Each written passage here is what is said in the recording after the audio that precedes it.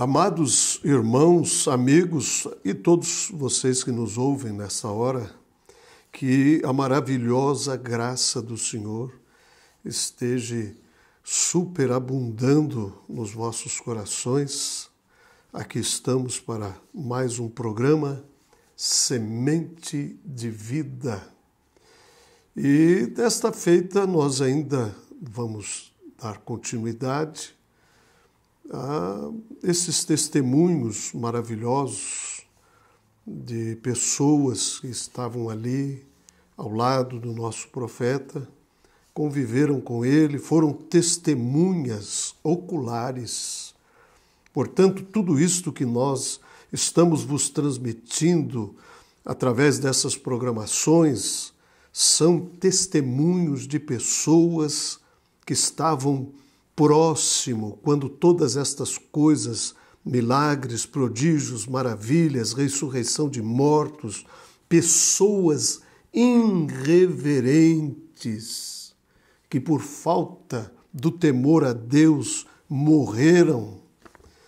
Então, nós temos aqui algo verdadeiramente sobrenatural que Deus nos agraciou e desde antes da fundação do mundo, tinha esse plano que nós nos tornássemos vasos transmissores desta mensagem de restauração nesta hora em que estamos vivendo. Portanto, meus amados, eu quero ler aqui uma escritura que está falando desse ministério que Deus teria nesta hora em que nós estamos vivendo. A escritura que eu quero ler, ela está em Malaquias. Vamos ver aqui o profeta Malaquias, o último profeta do Antigo Testamento. Depois disso, nós ficamos 400 anos sem um profeta e veja o que ele nos diz aqui no capítulo 4. O título desta leitura é O Dia do Julgamento se aproxima. Diz assim: assim diz o Senhor dos Exércitos, o dia do julgamento se aproxima e arde como uma fornalha. Naquele dia serão queimados como palha os arrogantes e perversos e serão consumidos desde as raízes até os ramos. Mas para vós que temem meu nome, o sol da justiça se levantará, trazendo cura em suas asas. E vocês sairão e saltarão de alegria como bezerros soltos no pasto. No dia em que eu agi, vocês pisarão sobre os perversos como se eles fossem cinza sobre os seus pés, diz o Senhor dos Exércitos. Vejam, eu lhes envio o profeta Elias antes da vinda do grande e terrível dia do Senhor. E ele fará que o coração dos pais voltem para seus filhos e o coração dos filhos voltem para seus pais. Do contrário, eu virei e castigarei a terra com maldição. Nós encontramos também em São Mateus, no capítulo 17, e eu quero ler aqui o versículo 10 e o versículo 11. E os discípulos lhe perguntaram: por que os mestres da lei afirmam que é necessário que Elias volte antes que o Cristo venha? Jesus respondeu: de fato, Elias vem e restaurará tudo. Eu, porém, vos digo, Elias já veio e não o reconheceram, e preferiram maltratá-lo. Da mesma forma, também farão o Filho do Homem. Então os discípulos entenderam que ele estava falando de João Batista. Portanto, nós temos aqui uma mensagem para ambos Elias.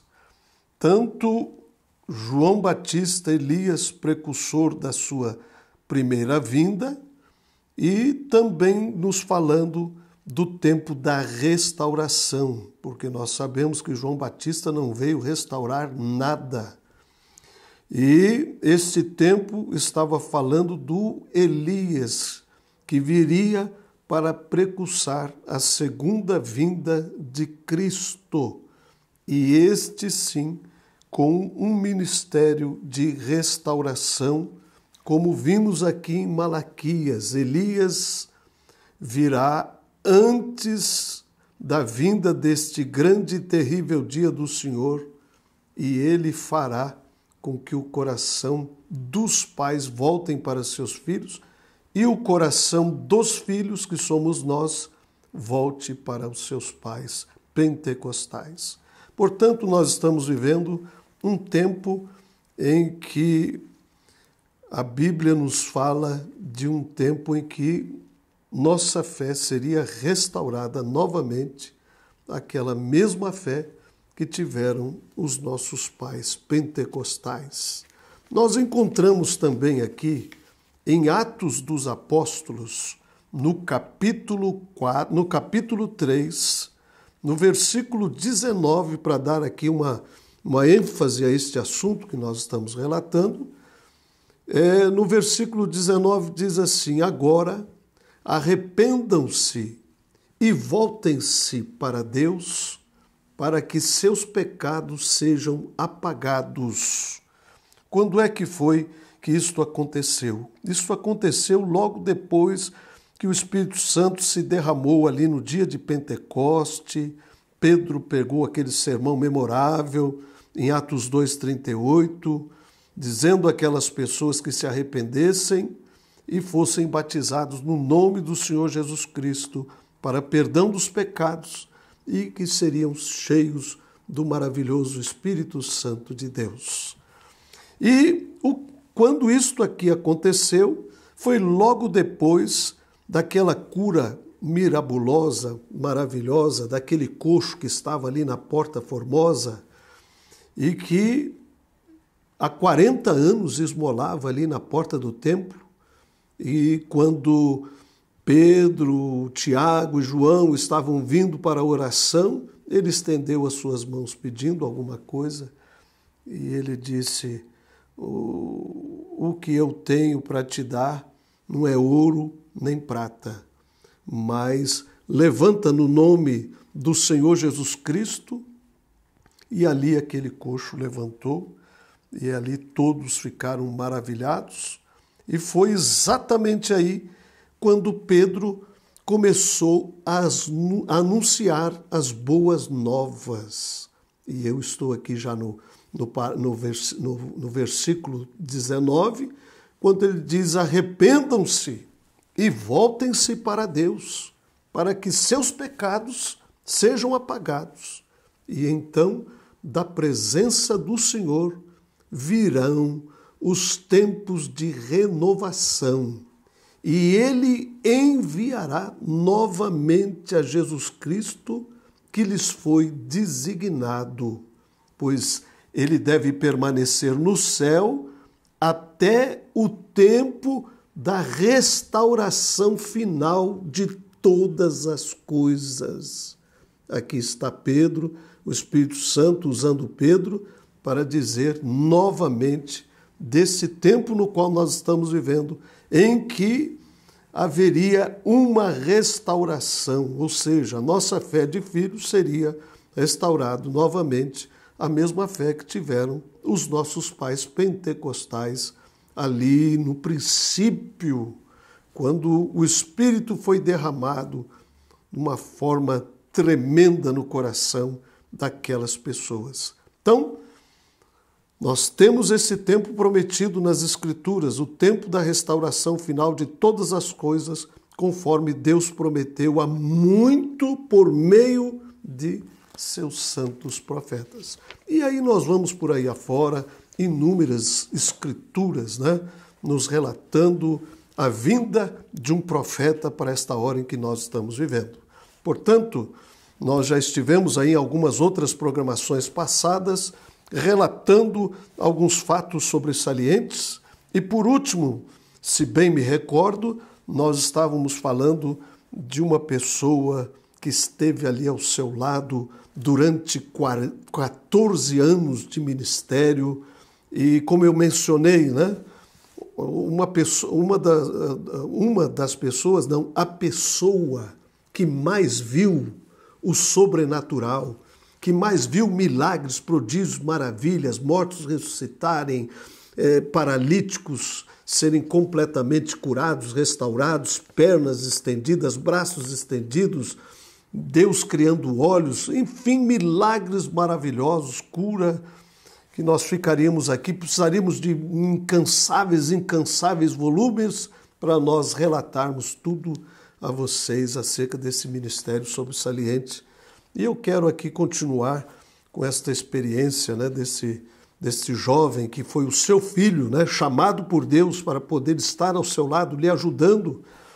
E eu quero relatar aqui mais algumas coisinhas que ele nos disse e com toda certeza isto vai nos ajudar.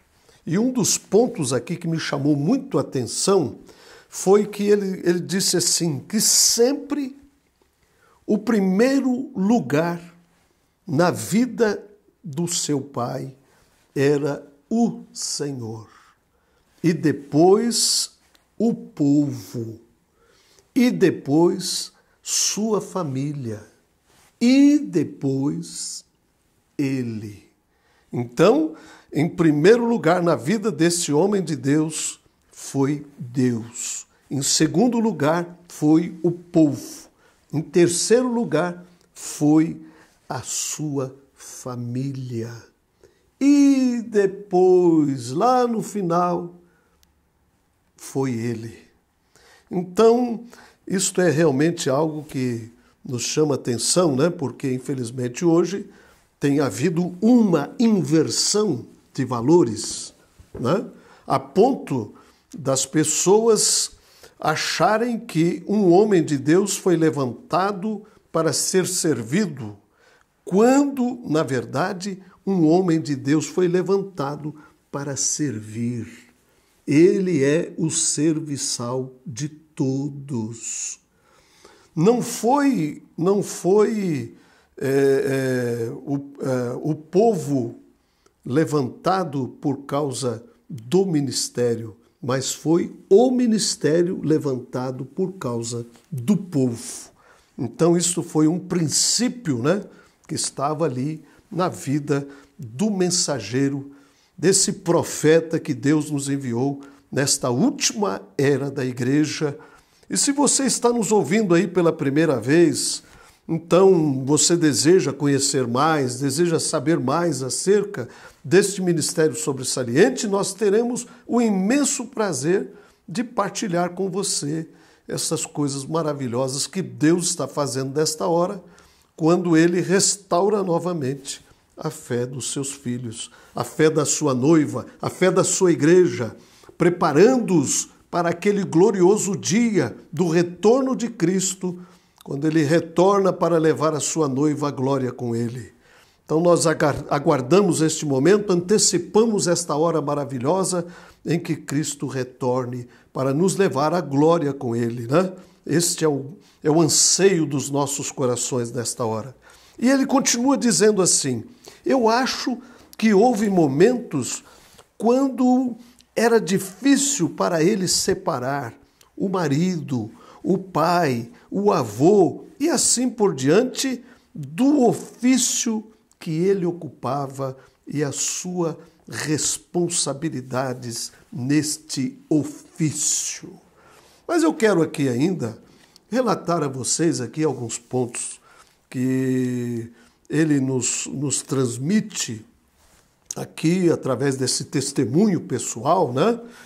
Ele diz assim, olha, muitas vezes as pessoas me perguntavam como era estar em uma fila de oração e estar em pé noite após noite, ali mesmo ao lado daquela coluna de fogo e ver todas aquelas pessoas curadas instantaneamente.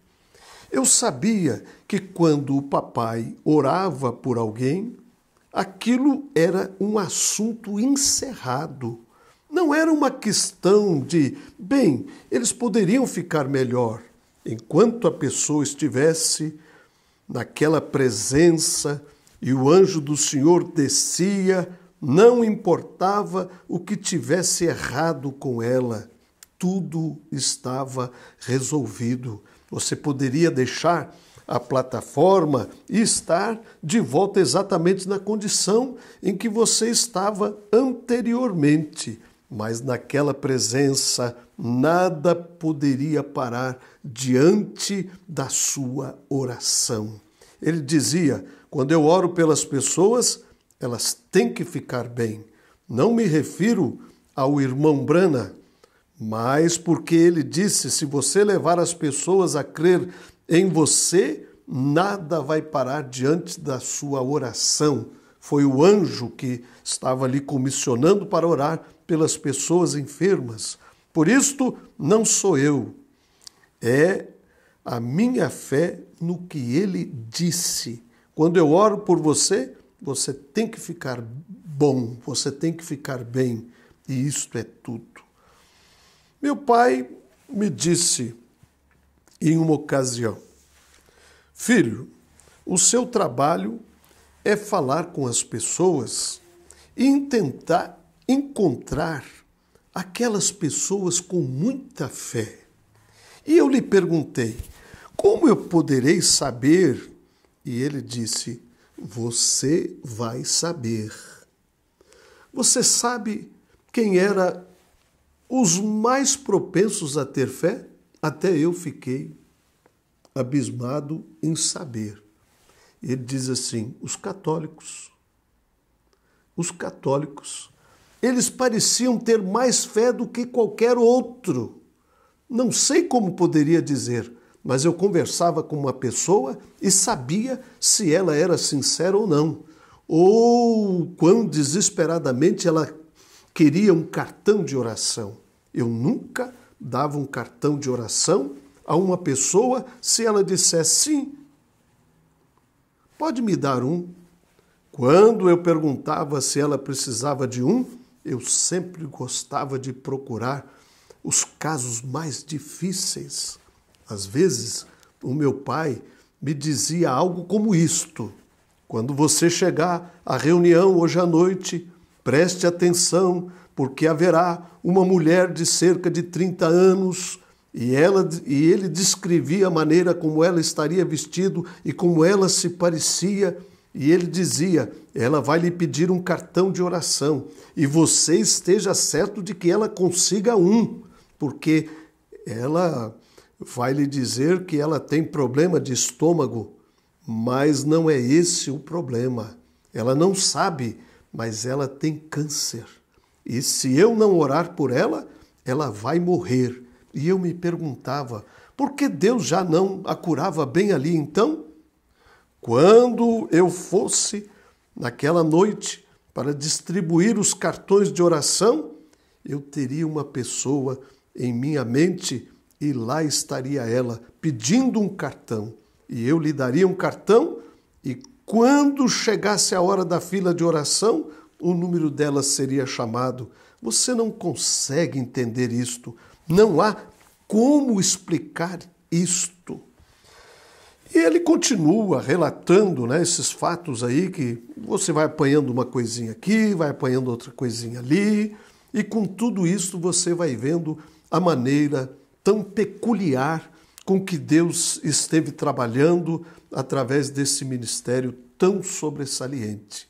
Eu quero dizer a vocês que este mensageiro que Deus nos deu realmente Ele não é o profeta porque ele curou, porque ele ressuscitou mortos. Ele é o profeta de Deus prometido para esta hora, porque Deus cumpriu cada palavra que ele tem prometido nessas Escrituras com relação a restaurar todas as coisas que deveriam ser restauradas nesta hora. E nós temos uma mensagem que tem ido pelo mundo afora, pela nação afora, mundo afora, pelos rincões, enfim, por todos os cantos, por toda a face da terra, em busca destas almas eleitas, predestinadas de Deus, que com toda certeza estão em alguma parte, em algum lugar. Quem sabe você que está nos ouvindo nesta hora e que nunca, nem mesmo poderia ter imaginado tal coisa e agora está ouvindo isso, quem sabe pela primeira vez, né? E vai se inteirar ainda melhor para saber o que é que foi realmente esse ministério sobressaliente que Deus nos enviou nesta última hora. E ele diz assim, uma outra coisa que eu fazia, eu marcava entrevistas privadas para o papai com antecedência de semanas e às vezes até de meses, e havia sempre uma lista de espera de 500 a 600 pessoas. Se uma pessoa tivesse uma necessidade física, eu marcava uma entrevista de 5 minutos. E se um casal estivesse tendo problemas, ele gastava talvez uns 15 minutos. Um dia estávamos no tabernáculo e papai tinha acabado de terminar a sua última entrevista do dia. E ele perguntou, acabou? E eu estava passando por momentos muito difíceis, porque eu e Loice, para você que não sabe, Loice era sua esposa.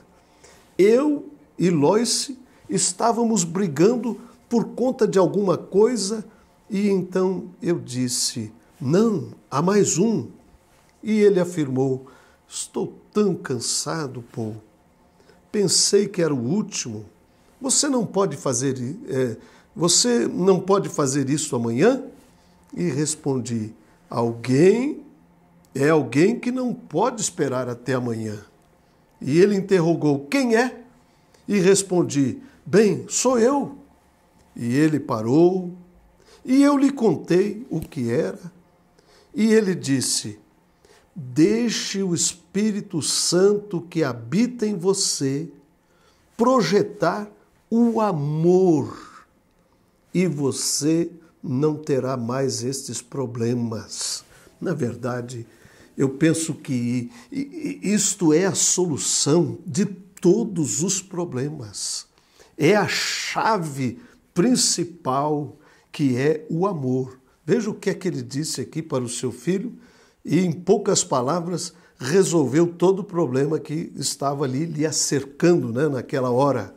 Ele parou e eu lhe contei o que era e ele disse, deixe o Espírito Santo que habita em você projetar o amor em você e você não terá mais estes problemas. Ele lhe dava uma resposta e poderia não ser a resposta que você estava esperando, mas quando você tinha uma entrevista com William Branham, se você fosse sincero, você faria duas coisas antes de estar com ele. Examinaria cuidadosamente o seu coração e dobraria os joelhos em oração.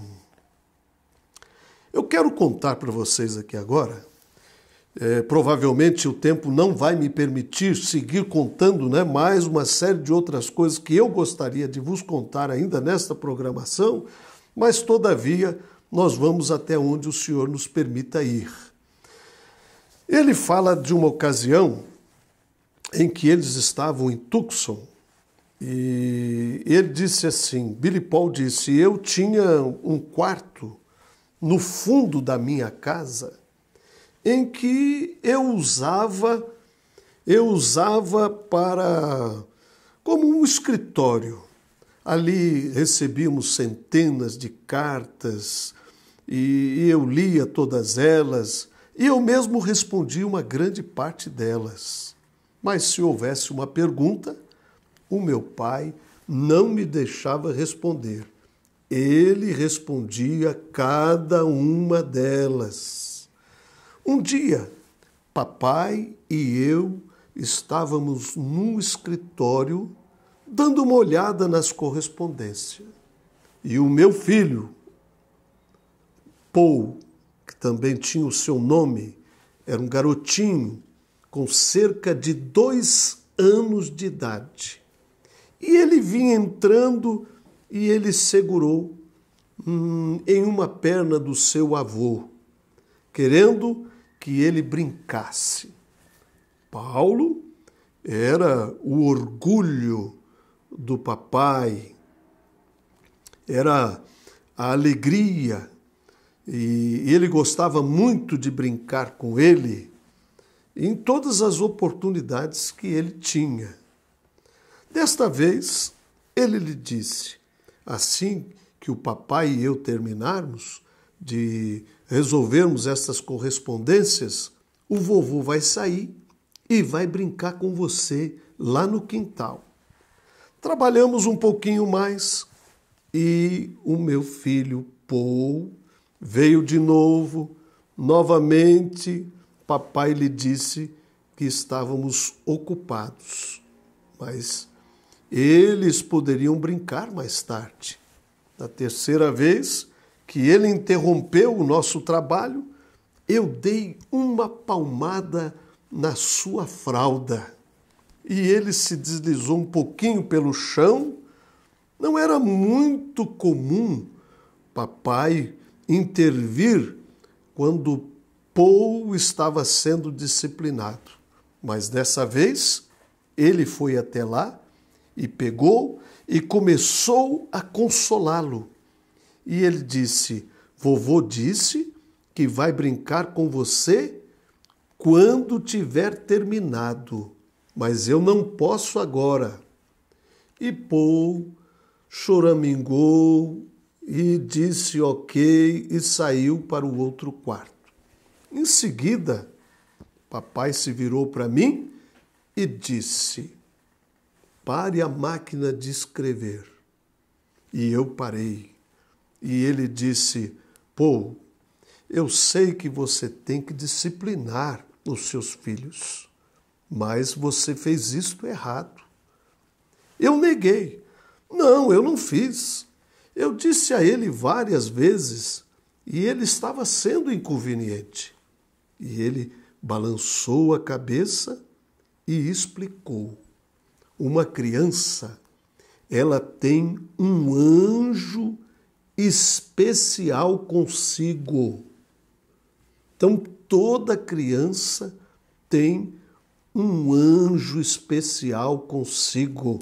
Às vezes eu faço menção disso, porque para mim, a única forma de eu compreender e ver que uma criança chegue até uma idade adulta é porque tem um anjo acampado ao redor dela, guardando e livrando ela de tudo que é mal, porque do contrário, nenhuma criança chegaria a uma idade adulta, porque há tantos imprevistos, tantos inconvenientes, tantos acidentes, tantas coisas acontecendo, e é aí, nessa hora, quando a gente vê que uma criança tem um anjo, e é um anjo especial, acampado ao seu derredor.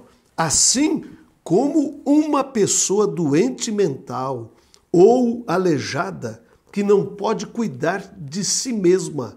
Esse anjo fica com eles em todos os momentos e os protege. Então não é só uma criança, mas é uma criança com dificuldades mentais, né? Ou mesmo aleijada, que tem esse anjo especial acampado ao seu derredor e que está com eles em todos os momentos e os protege.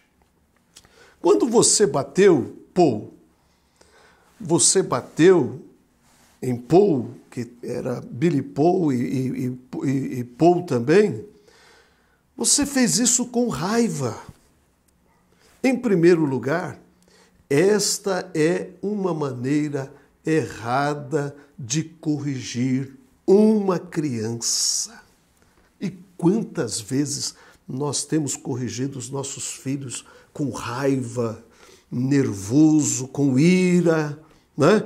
E que Deus tenha misericórdia de cada um de nós, pois estamos verdadeiramente pecando e desrespeitando o anjo especial que Deus colocou acampado ao redor dessas crianças. Portanto, devemos sermos mais cuidadosos quanto a estas coisas, né? Mais respeitosos. Em segundo lugar, você não só feriu a criança, mas também atingiu o anjo desta criança. Nunca mais faça isto. Você tem que corrigi-lo, mas faça-o com amor. Faça-o com amor. Queridos irmãos, queridos amigos, queridos ouvintes, este é o problema, esta é a dificuldade que nós temos podido ver nesta hora, esta escassez deste amor para lidarmos com as situações adversas. E aqui está novamente, volto a frisar, o grande segredo é o amor.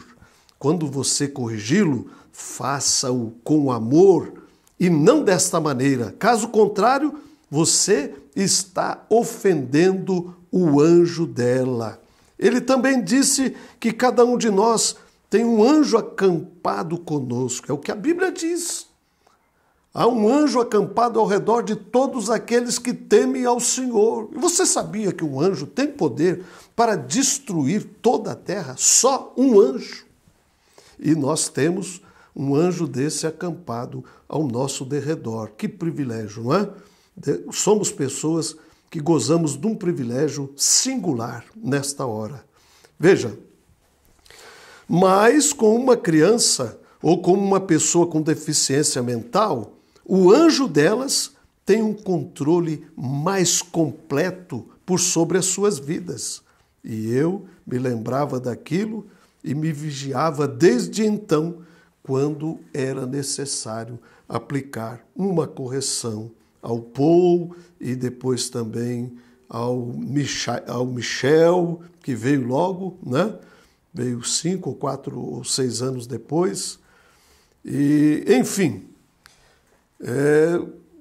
nós temos aqui um relato que, para mim, é algo muito sobressalente, muito importante, e eu sei que isto, com toda certeza, nos ajuda grandemente nesta hora, né? E mais eu gostaria de partilhar com vocês, mas infelizmente o tempo já não nos permite mais. Mas antes de encerrarmos, eu gostaria de dizer isto aqui.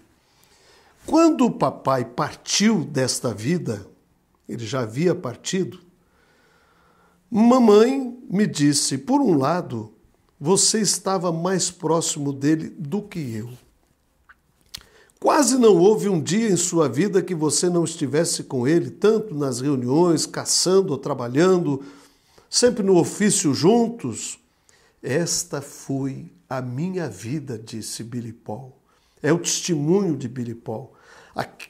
Ele está vivo hoje ainda, Deus tem concedido essa graça. Ele está vivo hoje ainda e é o homem que mais viu, experimentou o sobrenatural de Deus na sua vida e é ele quem está nos relatando essas experiências maravilhosas que eu estou aproveitando esse programa Semente de Vida para vos transmitir. E ele diz assim, esta foi a minha vida. Eu amo a minha esposa, amo os meus filhos, mas o ministério esteve sempre em primeiro lugar. Minha vida era servindo ao Senhor e eu fiz isto servindo ao meu pai. Para mim, William Branham era tão parecido com Jesus que você poderia ver Jesus através dele. Isto é o que o mundo não pôde ver e que nós, como seguidores desta mensagem, podemos ver. Há um grupo que foi longe demais e há também um outro grupo que ficou longe o suficiente. Mas nós estamos no meio, estamos no centro, no ponto de equilíbrio de Hebreus 13:8. Jesus Cristo é o mesmo ontem, hoje e será eternamente o mesmo. Deus te abençoe, meu precioso ouvinte, e que a graça maravilhosa do Senhor em tempo algum vos falte e que ela esteja sempre à frente, palmilhando os vossos caminhos, os vossos passos, na direção do alvo principal, que é Cristo.